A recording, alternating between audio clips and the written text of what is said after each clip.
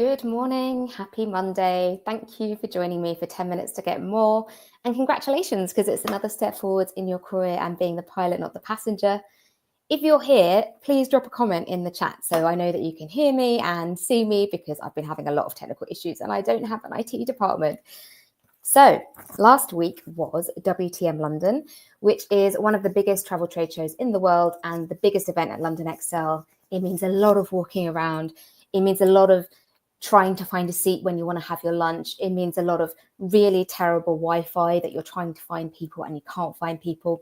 But it also means seeing so many friends and colleagues and making new connections and learning new things. And it really does just give me so much energy. Again, drop a little comment in the chat if you're here so that I know that everything's working. And I'm going to be sharing today about one of the amazing panel discussions that I saw last week. So I saw a few different things. It's one of my new favorite things to actually go and learn stuff at these events, not just go and meet all my clients or suppliers. So I saw one panel about the importance of play in destination management strategies. A question of, is AI the death of distribution, which is a very dramatic title. And the answer was not really, but it's going to change. And then I saw a really rather bizarre interview with Richard E. Grant, who was being interviewed by Chris Sharp, who is the Minister for Trade, and did a really weird job of that. But the one that I'm summarising was absolutely fantastic. Best panel discussion I've seen for quite a long time. So what made this panel really great for me? There's a quote by Steve Jobs that I really love that says, "You can't connect the dots looking forwards, you can only connect them looking backwards. So you have to trust that the dots will somehow connect in your future." Hi, Rachel, morning. Many people, when they share the ups and downs of their career and give advice, do it from the perspective where they've already connected the dots because they're looking backwards at their career. And that means if you're at the beginning of your journey looking forwards, it's hard to see how their advice can help you or how you can apply it to yourself. And it can all sound so perfect, so planned, and so not like me and not like how you feel. So the ladies on this panel were really honest and open about their challenges, about their victories, and they really shared practical tips, not just platitudes and idioms. They really kept the perspective of the audience in mind while being really, really candid. They also came across as being totally human and likable. And I know this is a concern for many women who are ambitious and want to achieve a lot. There is a likability tax, and these women, they just smashed it. So the panel was called Breaking Barriers in Travel Tech, and that was moderated by Sasha Kadri, who's a journalist and interviewer. Then there was Alka Carter-Manning, who's the Chief Commercial Officer at Vox Group. And I'm very honoured to see that she's here and watching, so no pressure on me to get it right. And then there was Maria von Förster, who's the CEO of RightRise, which is a Mize company. So I'm going to break down the two main themes that I saw in the panel and then share the question that I asked and the answers that the two ladies gave. So firstly, the main theme I saw was the kind of challenges faced along their journey to the top. So Maria in particular said she didn't see herself in leadership. When she was growing up or early in her career, she didn't see herself as a leader. So think about what conclusion you might jump to, because I definitely jumped to a conclusion. But she said the problem was actually in herself rather than not having any role models around. So I jumped to the conclusion that if she didn't see other women CEOs like her, she didn't see herself there. But she actually said she's from a culture where women didn't really work or have a career rather than a job. And I talked about that in a previous video. What's the difference between a career and a job? And when you have this culture where you aren't expected to do the thing you want to do, you can start to make stories like things like that don't happen to people like me and feel like maybe you don't deserve it or you're in the wrong place. Alka shared that she found herself a bit lost as to her career path. So she first studied law. And if I remember this, she had then worked in finance before she found the travel industry, which she loves and promised never to leave now that she's found it. And Alka mentioned that she really felt a lack of confidence in her early roles. She was being quiet in big rooms, found it hard to find her voice. I have a great blog about that if you'd like to read it, anyone. And that's a problem for many of us, especially ladies. But Alka has another layer on top of that, where she's from an Indian culture which has a lot of respect for elders. So it's hard to challenge or speak up against those really big voices, especially established men that are in the big rooms. And Alka made the really good point that we need to question those stories that we make up for ourselves or the stories that we've inherited. Both ladies also had a really interesting opportunity, which meant a big leap in how they saw themselves. So Alka was invited to apply for a really senior role, If I remember rightly, she said, went from managing a team of 30 to 120, so a really big leap in responsibility. She questioned if she was ready, questioned if she would be a good leader to those people. She wanted to do right by the people in the team, which was sort of holding her back. And I wonder if any of you can recognize this from previous jumps in your career, or maybe you're there now.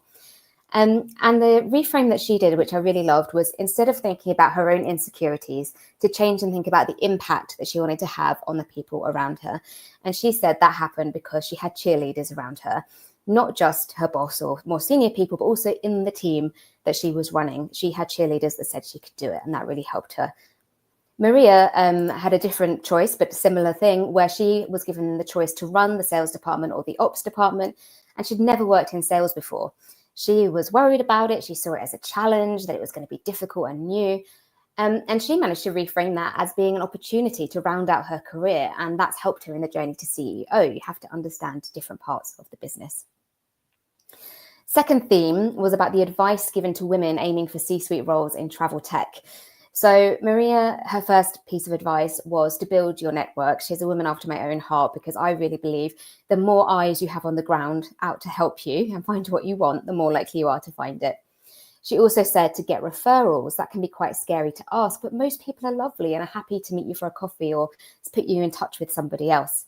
She also said, essentially, be a sponge, be curious, learn, get as much information as you can about different things, and don't limit yourself. Again, we're going back to those stories that you'll tell yourself. And I love this last piece. Approach every job as if you're the owner of the company. Treat it like you own it. This is amazing advice, because when you take that pilot seat, you start to think bigger picture, which gets you ready for the next step. It helps your boss, and it helps you look further ahead in your career as well, rather than just looking down in the weeds of what you're doing at the moment. So Alka's advice to women who want to get to C-suite in travel tech is don't be afraid to pivot, try new things, find something you love. Just because you start doing one thing doesn't mean you have to do it forever. And she said, become an expert in that thing that you eventually find that's good for you, but also understand how other things around it fit in. If someone offers you an put my teeth back in. If someone offers you an opportunity, but you feel that you're not quite there yet, take the chance. What's the worst that could happen? Just try and take a little bit more risk and stretch your comfort zone. Alka also said, don't forget that others are watching and being inspired by you. Now, this might feel impossible to some people, especially if you're not a CEO and haven't got that external point of validation. But if you remember back 10 years in your career, what kind of role models you were looking up to, I bet they wouldn't be dissimilar to where you are now. Think about that amazing boss that you used to have. They probably weren't that different in age or seniority than you are now. And Alka also said, never assume, always be curious and ask lots of questions, which I loved. So then I was curious and I asked a question to the panel, because both ladies mentioned a change in perspective or mindset that really helped them to level up. And that kind of change doesn't happen overnight. So my question was, how did they manage that process of changing the mindset, and who or what helped them? And this is where we got some really juicy bits, in my opinion. So Maria mentioned that she didn't have that much of a support network around her, like Alka had mentioned, her cheerleaders, but Maria did have time. So what she did was to research, and her way of working around problems is to research them, and that's me too. I'm a bit of a thinker and planner. She got advice from the internet about what the new role might look like, and she realized that she'd been focusing on not making the wrong choice out of fear. And her advice is to focus on making the right choice. Now, this is absolutely awesome. This is something that really changed my life a few years ago, was to think about the vibration, the vibes that you've got when you're making decisions. Love is a much higher vibration. Excitement is a much higher vibration. Fear is very low vibration. It takes us into all the negatives. So any decision where you're questioning what to do, think about, what would I do if I'm doing it out of love and not fear? And that can help you to make those decisions. And then lastly, Alka's answer to how she helped change her mindset and what the process was to surround herself with really, really good people. She believes it's our responsibility as leaders to make people feel 1 foot taller and better. So if things aren't right and you haven't got that kind of support network around you, you can change it.